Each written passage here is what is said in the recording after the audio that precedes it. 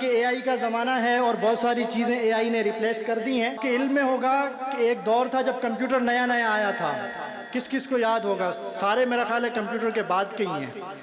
تو کمپیوٹر جب شروع میں آیا تھا تو اس وقت جن لوگوں نے صرف کی بورڈ پر ٹائپنگ کرنا سیکھ لی تھی نا، صرف ٹائپنگ کرنا، یہ کمپیوٹر کو آن کرنا اور آف کرنا سیکھ لیا تھا، آج وہ اچھی گورنمنٹ جابز پر ہیں. کیونکہ جتنی جابز آئیں اس میں ریکوائرمنٹ تھی بھائی کمپیوٹر چلانا آنا چاہیے. تو صرف کمپیوٹر آن کرنا، آف کرنا، ٹائپنگ کرنا، صرف اتنی اسکل جس کو آتی تھی آج اس کے مزے ہیں. لیکن آج آپ جانتے ہیں کہ کمپیوٹر کے اندر اتنی چیزیں آ گئی ہیں کہ اگر صرف آپ کو یہ آتی ہے تو یہ ناکافی ہے.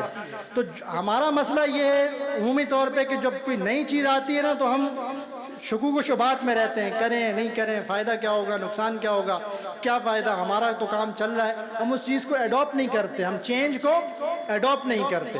تو یہ ہمارا من حیث القوم یہ مسئلہ ہے.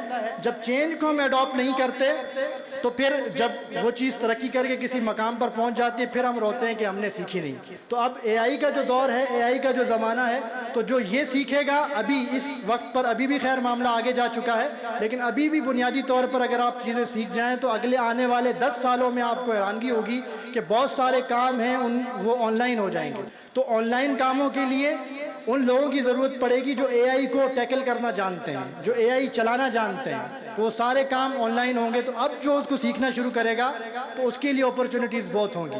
اب آج سے 10 سال بعد اگر آپ اس کو سیکھنا شروع کریں گے تو آپ کا بڑا اس میں لاس ہوگا. کہ اگر ہم یہ دیکھیں کہ 2035 تک کون سی اسکلز ہیں کہ جن کی ویلیو ہوگی، تو ان میں سے ہم چیزیں ڈسکس کر چکے ہیں کہ اے آئی ہے، بلاک چین ہے، سائبر سیکیورٹی ہے.